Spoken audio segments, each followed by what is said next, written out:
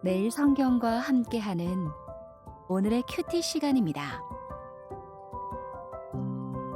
10월 11일 오늘의 말씀은 열왕기상 15장 1절에서 8절입니다.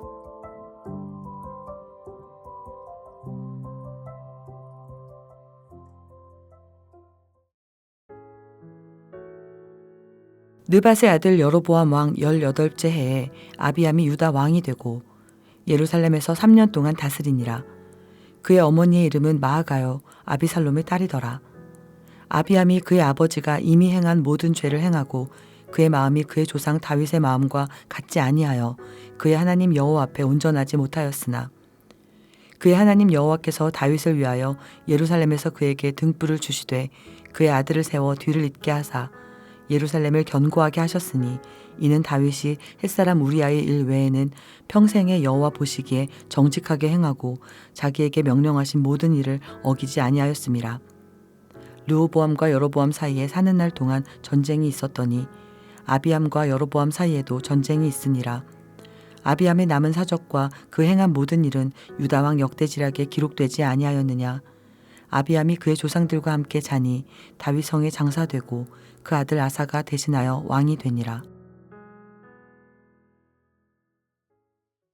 10월 11일 수요일 오늘 함께 묵상할 말씀은 열왕기상 15장 1절에서 8절까지의 말씀입니다. 계속해서 남유다의 왕 이야기가 이어지는데요. 아직 북이스라엘에서 여로보암이 왕으로 있을 때 르호보암의 아들 아비암이 유다 왕이 됩니다.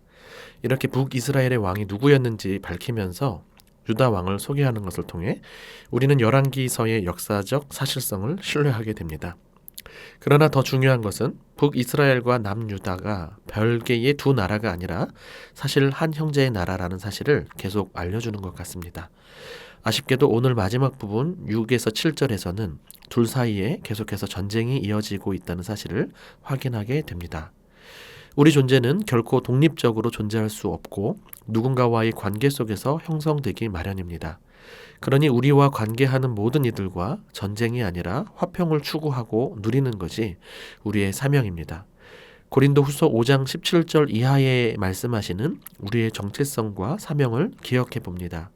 새로운 피조물이 되었고 화목하게 하는 말씀을 받아서 화목해 하는 직분을 받았음을 기억하고 하나님과 화목하고 이웃과 화목하는 우리의 묵상이 되기를 바랍니다. 아비암 왕은 어떤 왕인가요? 등극 공식에 의하면 어머니가 마아가라고 하며 아비살롬, 즉 압살롬의 딸이라고 소개하는데요. 사실 아비살롬의 딸은 다말이었고 마아가는 아비살롬의 손녀로 이해하는 것이 좋습니다. 히브리어의 특징이기도 한데 딸로 번역된 히브리어 바트는 손녀로도 해석될 수 있습니다. 히브리어에는 손자, 손녀, 할머니, 할아버지 등을 나타내는 단어가 없기 때문에 이런 부분을 참고하면서 성경을 읽으시면 좋을 것 같습니다.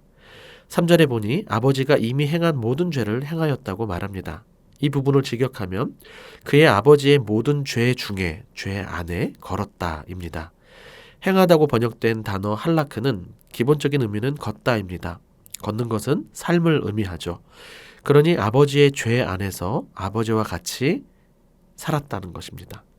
아버지 르호보암과 같이 살면서 그의 삶을 본받아 걸어간 결과 똑같이 죄 중에 행하게 되었음을 알 수 있습니다. 솔로몬에 이어 르호보암에 이어 아비암이 대를 이어 악을 행하고 있는 모습입니다. 매일 성경 해설글에서 표현하는 대로 자식은 부모의 거울인 경우가 참 많은 것 같습니다. 나의 자녀가 나와 함께 살면서 무엇을 배우고 어떤 사람이 될 것인지 생각해 보니 좀 더 언행에 신중해야겠다는 생각을 해보게 됩니다. 아니, 언행은 마음에서 나오는 것이니 평소 제 마음이 다윗처럼 하나님을 향하여 온전하기를 구하게 됩니다.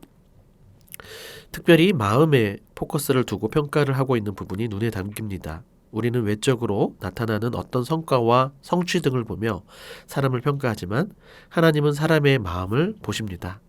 그의 마음이 다윗의 마음과 같기를 바라는 하나님의 마음인데요. 그렇지 못했습니다.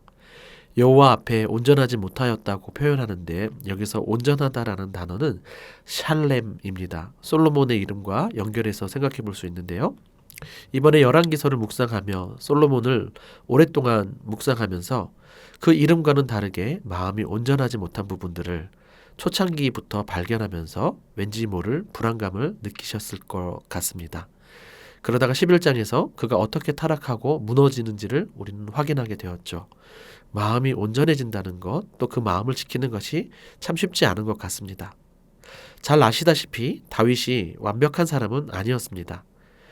햇사람 우리아의 아내 밧세바를 간음하고 그 죄를 덮기 위해 억지로 우리아를 전쟁터로 몰아 죽였던 심각한 죄를 지었던 사람입니다.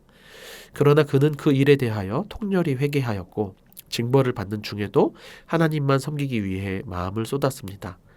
5절에 나오듯 평생에 여호와 보시기에 정직하게 행하고 자기에게 명령하신 모든 일을 고의적으로 어기지 않았습니다.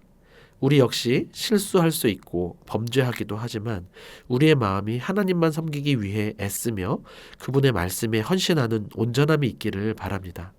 그렇게 우리의 참된 신앙을 유산으로 물려줄 수 있는 부모가 되기를 기도합니다. 아비암이 다윗의 마음과 같지 않고 솔로몬과 르호보암을 따라 악을 행하였지만 4절에 보듯 하나님은 다윗으로 인하여 등불을 주셔서 예루살렘을 견고하게 하셨습니다. 르호보암이 온갖 우상 숭배로 하나님의 마음을 아프게 했던 것과 달리 다윗의 온전한 마음이 얼마나 하나님을 기쁘시게 했는지 헤아려 볼 수 있는 부분 같습니다.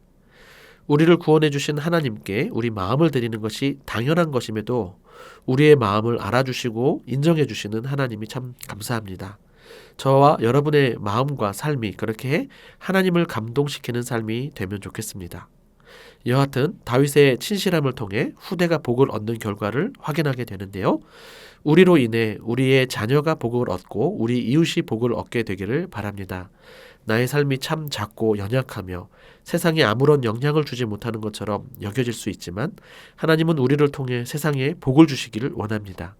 보이지 않을 만큼 미미해 보이고 멀어 보일지라도 하나님은 우리를 통해 일하실 것입니다. 무엇보다 다윗의 후손으로 오신 예수 그리스도를 보내주신 하나님께 감사하는 하루가 되기를 바랍니다.